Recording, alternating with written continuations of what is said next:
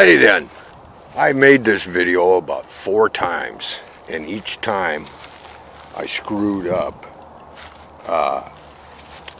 with forgetting some things, or I made a video with my ID card on and some other stuff. But anyway, I was investigating King's Ranch, and I found all the Jews are leaving Germany, coming to the south of Texas. And I'm wondering what is going on in Germany that all the Jews are leaving. Well, I found that a woman showed up. And this is in the 1840s. Now remember what just happened prior. Tsar Alexander PO'd the Rothschilds when he would not allow a central bank in Russia. And he did not go along with the Rothschilds' one world government idea.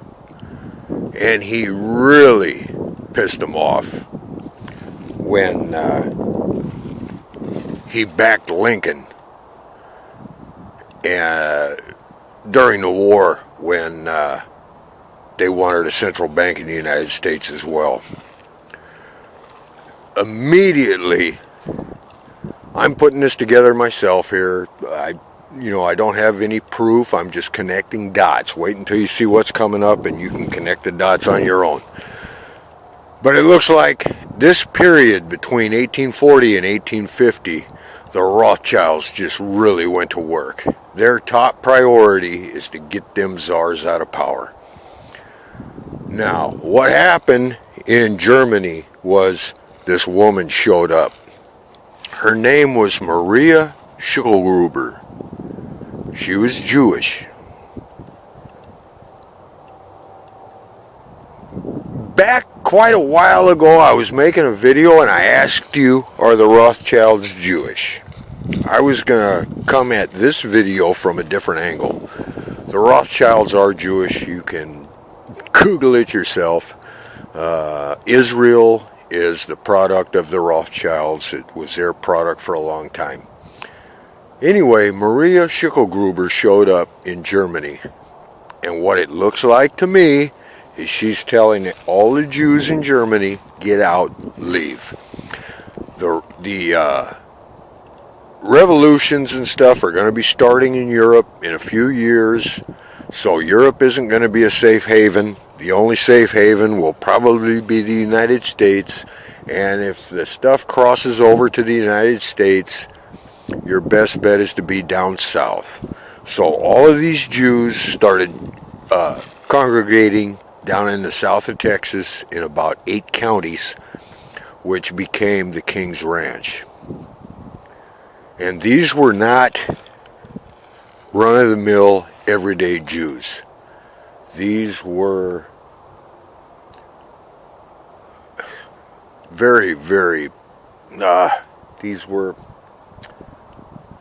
I'll just say it. They were aristocratic Jews, but they were also industrialists. Bayer came over, the guy for, Bayer aspirin and that kind of stuff. Thyssen came over. Fritz Thyssen, I think's his name, of ThyssenKrupp, steel manufacturers, this, that, and the other thing. One of the people that made all the steel for Hitler. These were aristocratic and wealthy industrialist type Jewish people that came over. Now,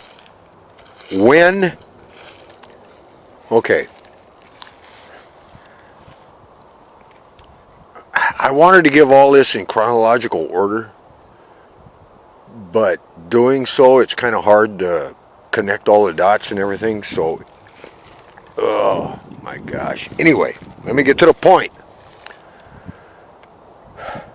Who was Maria Schicklgruber?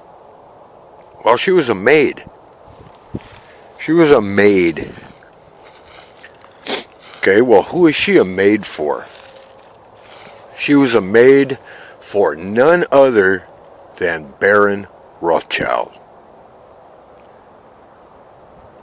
Baron Rothschild screwing the help? It's unbelievable. Tell me it's not so. On top of that, he got her pregnant. The instant she found out she was pregnant, he shipped her to Germany. This is when she arrived. This is when she told all the German Jews to leave. And she immediately married a man named Heidler. They had a son. They called him Alois Rothschild Heidler. Heidler, Alois Rothschild Heidler, changed his name to Hitler. Adolf Hitler is Baron Rothschild's grandson. Now,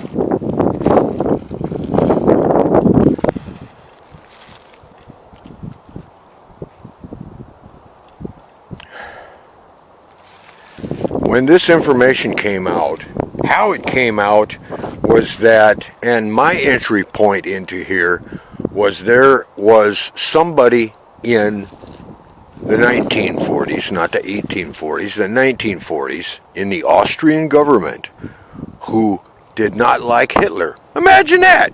And he said, I want to know everything there is to know about Hitler. I want to know where he came from. I want to know who he is. I want to know who's financing him. And their investigation turned up Maria Schicklgruber. Now, I don't know if you caught this, but that means Hitler was Jewish.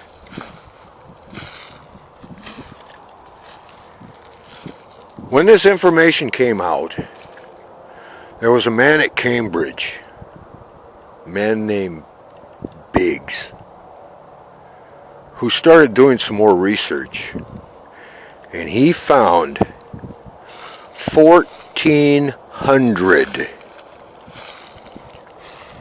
of Hitler's top officers were all Jewish. 3 field marshals, which are essentially 5-star generals, were Jewish. 15 generals were Jewish. 140 colonels, which is right below a general, they were Jewish. Goring, Jewish. Himmler, Jewish.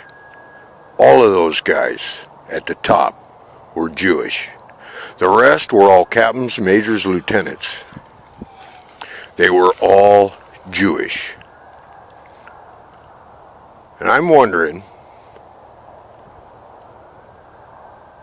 who is being killed in Germany if the Jews had left or had Jews re-entered Germany? I don't care about the answer to that question. It's just something for somebody else to worry about and ponder. I'm just trying to paint a picture of what the Rothschilds have been doing. One more thing. Eva Braun was not just Jewish. She was blue blood, aristocratic Jewish.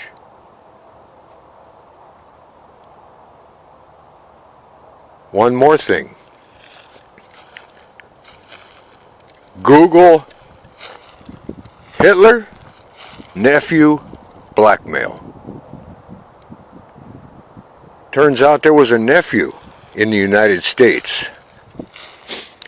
And, like Billy Carter and other family members, he's thinking, all right, Uncle's a dictator. I can get me a good job.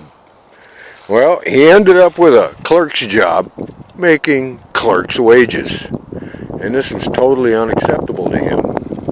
So he wrote a letter to Uncle Adolf talking about, hey, dude, you're a damn dictator. If I don't get something better than this friggin' clerk's job, I'm going to tell everybody about Grandma.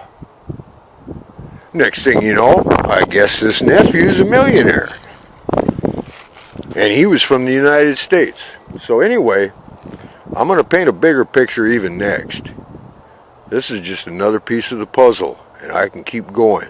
What you find when you do this research is that the relations will be covered up in, Jenny, Ancestry.com. They'll take out key figures, but they aren't taken out of all of them. Like if it's missing from Jenny.com, you might find it in Ancestry.com. If you don't find it there, you might find it in this one, or that one, or this one, or that one. There's so many places you can go to do this research. And you find that a lot of stuff is scrubbed, like Mr. Bayer of Bayer Aspirin, Bayer Pharmaceuticals. He's got like 2 lines at Wikipedia, and that's it. It scrubs everything about this guy, like nothing is known. Anyway, you get my point. What they do is they'll scrub the information so you can't track them. But then there's name changes, just like Hitler. After Hitler, you would expect the family to change their name back. But they changed their name back to Hiller, Hiller, where it was originally Heidler. Because if you research Hiller, you might end up finding Heidler and then tracking that back to Rothschild. They don't want you doing that, so they change the names. And you'll find this whenever you do this kind of research. And no matter what, I'll give you an example. Research any famous person that you like. And the bets are that they are either tied to intelligence agencies or royalty, blue blood, a